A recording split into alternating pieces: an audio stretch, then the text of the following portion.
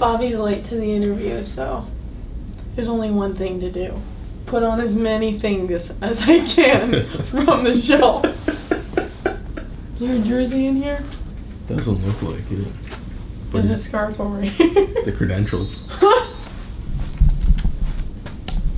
Should I put on the shirt? No, that would be too much. The black and gold one? I like the city skyline. Let's get a close-up of it. My name is Bobby Mackenzie. I'm the head coach and sporting director here at Forge FC. Today I'm going to be playing both roles. Although I feel like Bobby wouldn't look this ridiculous. Did you want a photo? Do I want a photo?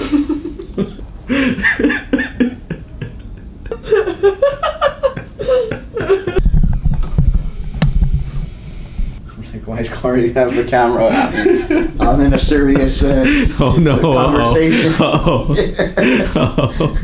This is what happens when you leave me in your office alone for 15 minutes. I thought maybe you'd make a coffee. No. You got something going on.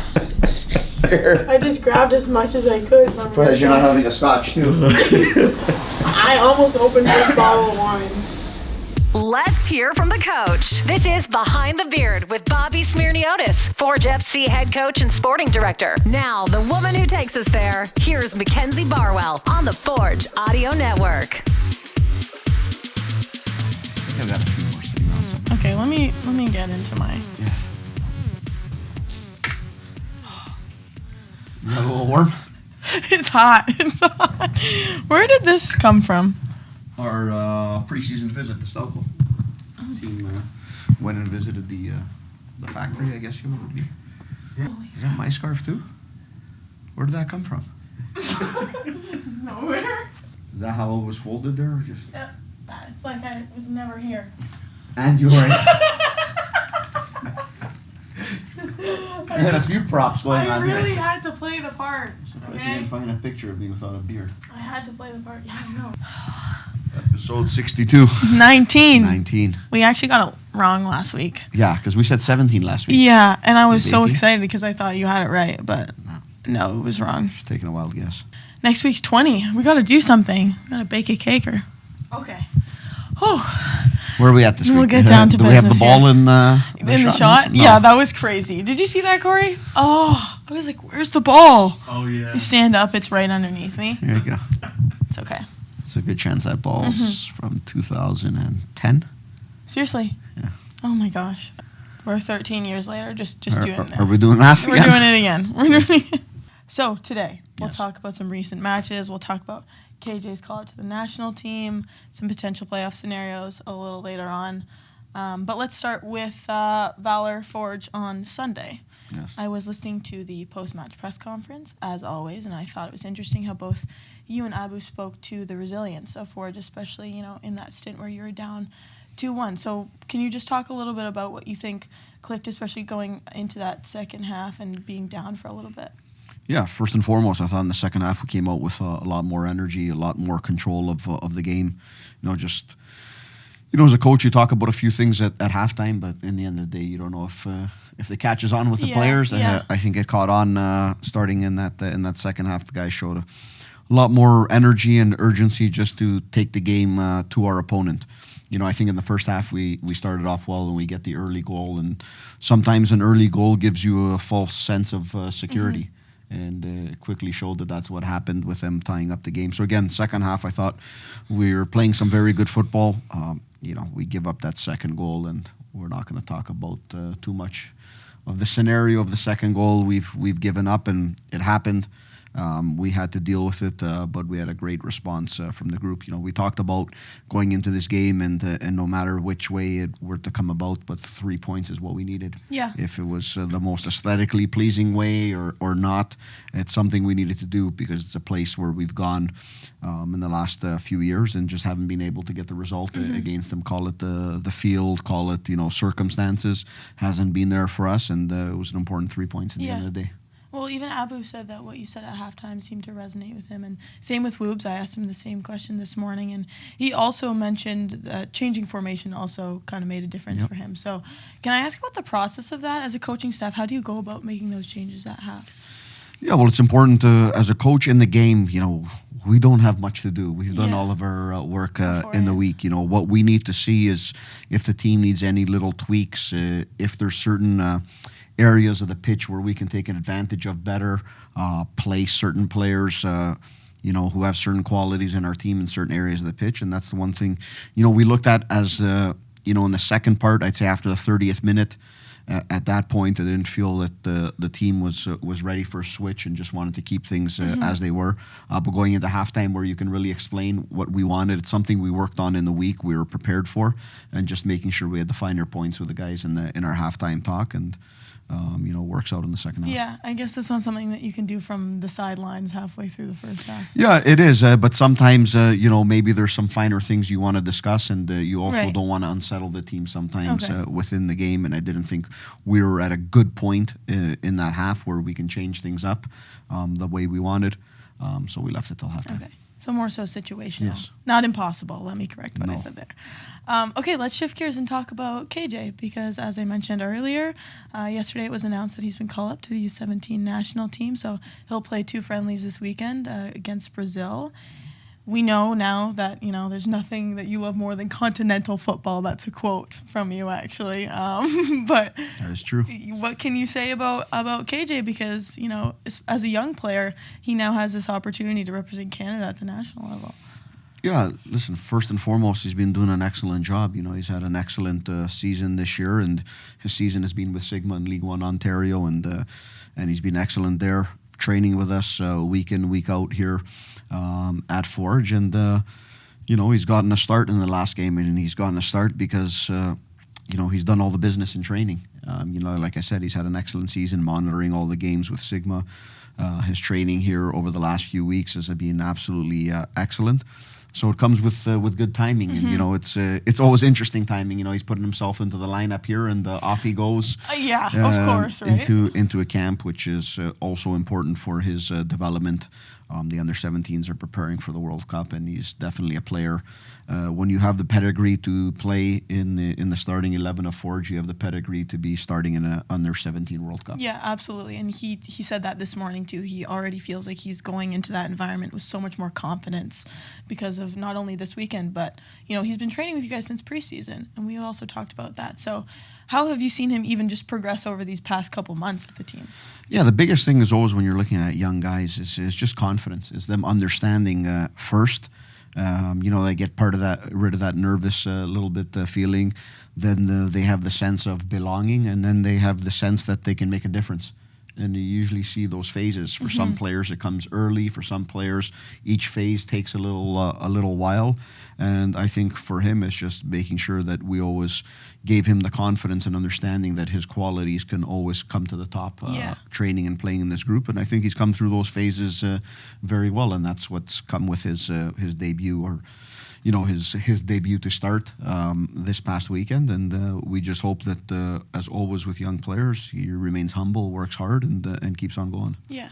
I can even see it in his conversation with me in terms of that sense of belonging, because we were talking about his autograph this morning, and it's really good. It's really good. He said he's been practicing. He said he's been waiting to use it, and they used it for the graphic to announce his call-up, and he was... There you go. Maybe I'll ask him for it tomorrow. I was going to say you should probably ask him for it There you soon. go. He was actually kind of roasting, I should say, Simon, because, you know, I don't know if you've seen Simon's. We've talked about this before, but...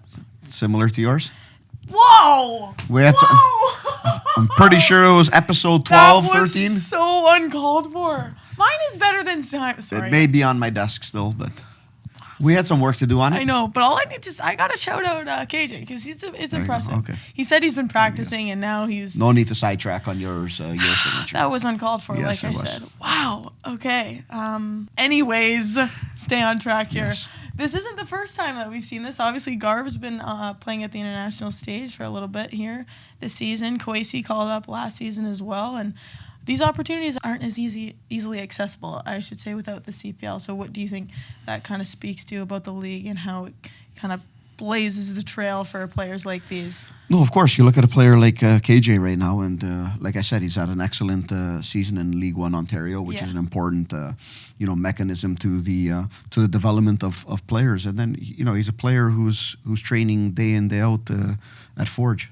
You know, he's not a youth player. He's not, you know, from that end where he's in academy football and he's doing that at Sigma, but he's in the environment of professional football every day, and that prepares you for everything. There's no better way to learn in this sport than being with the big boys, and once you're doing well there, it gives you a lot of confidence to keep on moving. Yeah. Okay, shifting gears one more time here because I want to look ahead to this weekend against Pacific. It's a big game. This is one of those situations where Corey and I were saying you win and you're in. So with that in mind, does that play into the preparation at all, or is that a factor? Well, of course it is. You know what I mean, right? Well, of course, you know, it's been the tale of what we've been doing these last few weeks. It's you're going into these games with a must-win mentality. You know, we're not in the playoffs, but you're playing these games like they're playoff games, like there is no tomorrow. You know, for us, it's about making sure we're gonna finish as high as possible. You know, whether that be at the top or second, you know, that's where we want to be, and this is an important game to get us there. You know, Pacific is obviously a very good team.